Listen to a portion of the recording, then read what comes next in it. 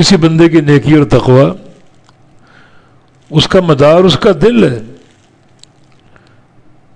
اور دل میں جو چیزیں ہیں وہ خفیہ ہیں ساری، وہ اللہ کے علم میں ہیں، ہمارے علم میں نہیں ہے. تم بہتری کا معیار بھی ہم مقرر نہیں کر سکتے، کیونکہ دل کے حالات اللہ جانتا ہے، انسان نہیں جانتے.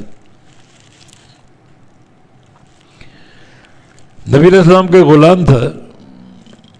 یہ نبی علیہ السلام کے دور میں ایک بندہ تھا، غلام نہیں، عربی، اور وہ اوالی مدینہ میں رہتا تھا. اور نبی علیہ السلام سے اس سے محبت تھی، اور ظاہر ہے کہ وہ بھی آپ سے محبت کرتا تھا بے تحاشا. گاہے بگاہے آپ اس سے ملنے جاتے، اور یہ بھی آپ کی تواضع. وہ عربی انتہائی سیاہ فام تھا، اور اس کے چہرے کے نقوش بڑے بدنما تھے، مگر آپ کو اس سے محبت تھی تو گاہے بگاہے ملنے جاتے. ایک دن ملنے گئے تو وہ اپنا کوئی سودا سامان بیچ رہا تھا. نبی علیہ السلام نے اس کو پیچھے سے ایک جیسے جفا ڈالتے ہیں اپنے حصار میں لے لیا. اس کو علم نہیں تھا یہ جفا کس نے ڈالا ہے. وہ تھوڑا سا غصے میں آ گیا وہ کہ میں مصروف ہوں، سامان بیچ رہا ہوں، یہ کون مذاق کر رہا ہے. اور پھر اس کو احساس ہو گیا کہ یہ پیارے اور نرم و نازک ہاتھ رسول اللہ صلی اللہ علیہ وسلم کے. بڑا خوش ہوا. پھر تو وہ چاہتا ہوگا کہ یہ حصار قائم ہی رہے، وقت کی رفتار یہاں رک جائے.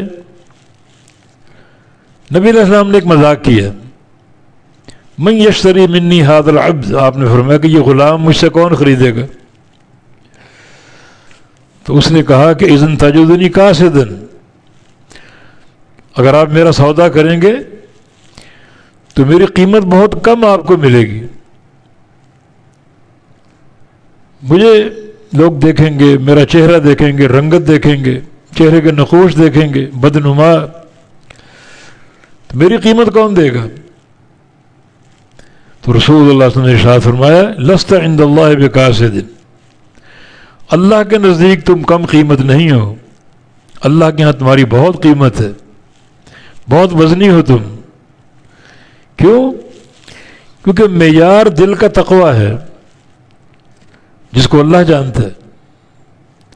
کسی بندے کے اندرونی کیفیت کیا ہے، عقیدے کا علم کیا ہے، تقوی کا علم کیا ہے، اور دل کی نیکی کا علم کیا، کوئی نہیں جانتا، اللہ جانتا ہے. تو تقوی کا معیار بھی آپ مقرر نہیں کر سکتے. پھر کسی کی مذاق اڑانے کا کیا معنی؟ ہو سکتا ہے وہ تم سے بہتر ہو، ظاہر و باطن تم سے بہتر ہو، باعتبار تقوی کے، باعتبار عقیدہ کے، باعتبار اخلاص کے. تو جب ایک بہتر انسان کا مذاق اڑاؤ گے تو مذاق آپ کے لیے وبال بن جائے گا.